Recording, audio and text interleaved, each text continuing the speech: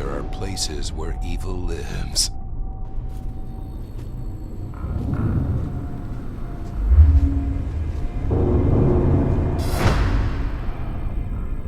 There are visions that can't be explained.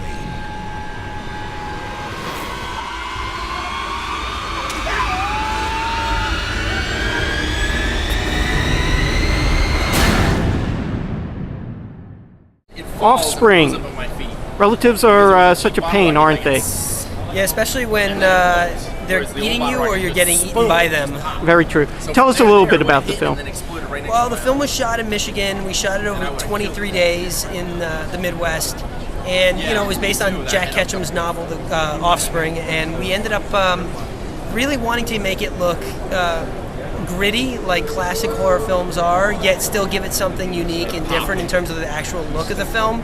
And also we wanted to cast actors that were maybe not as expected, a little more unexpected than your traditional Hollywood cast. So we went with a much more real, I just think a more real looking and feel for the cast. That way when the tragedy and all the terrible things happen, it was more of a surprise. So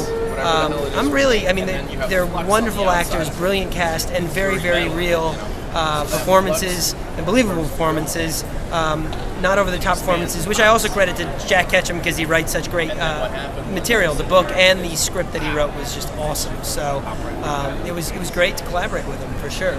How closely did you work with Jack Ketchum?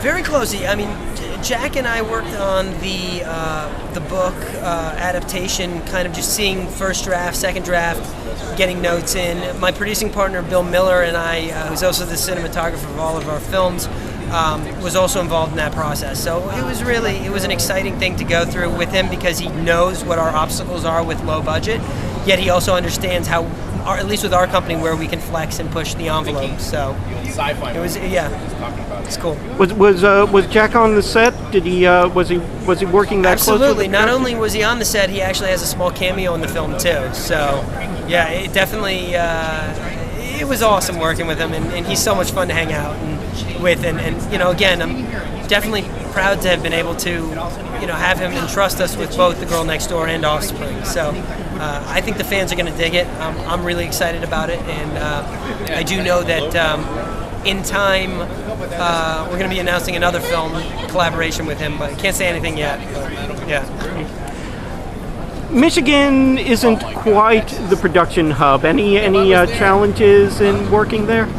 Surprisingly enough, Michigan's turning into a small film enterprise in that it's got these rebates that they give filmmakers. I think you get 42% back from what you spend in Michigan. So surprisingly enough, there were quite a few people in the film business when we got there, and there were a lot of local people we could hire. So yeah, I mean, it's always a challenge working on a film outside of New York or the tri-state area, but surprisingly enough, the people in Michigan were really friendly and willing to, come out and help support what we were doing. So it was awesome. Mm-hmm. Now, I was in at the panel, and by my count, it was 4 actresses to 1 actor in there. Does that ratio hold for the film? Yeah, there's a lot of women in the movie for sure. Give me 1 second. What's up, dude? How are you, man? Good, man. Larry Fessenden.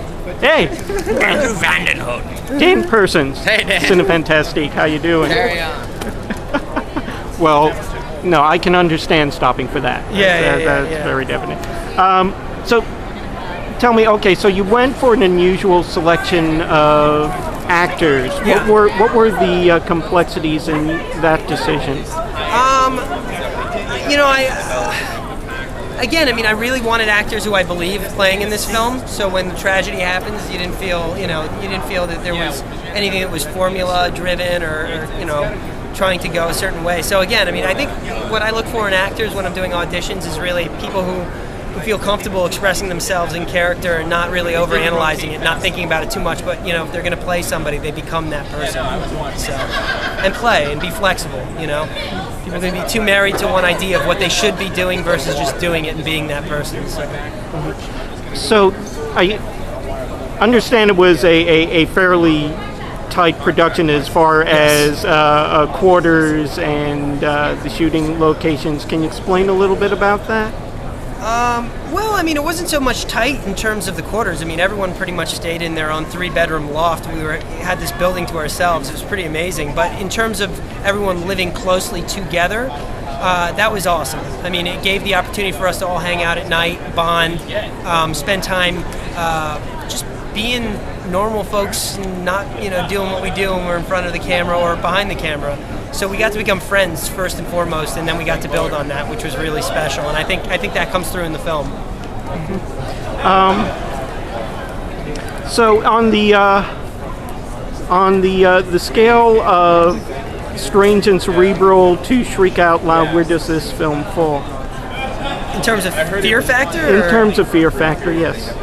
It's so hard. I don't want to rate my own film or rank my own movie. It's I would just say I think if I saw this film as a fan, I think I'd be very pleased, and especially with the characters, and I think the gore and the violence are there, but I think the great thing is there's a story here that stands on its own. So I think my job was to really heighten everything around the story and really push those elements, and I think we did it. I think it's fun. I think people will be pleased, and as I said, I'd be excited if there were a sequel, but we have to wait and see how the first one does. So, yeah.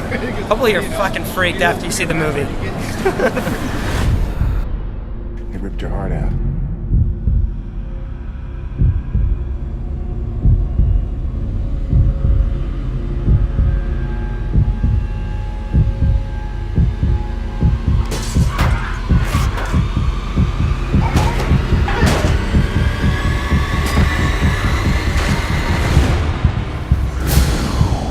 Offspring. Look for it on DVD.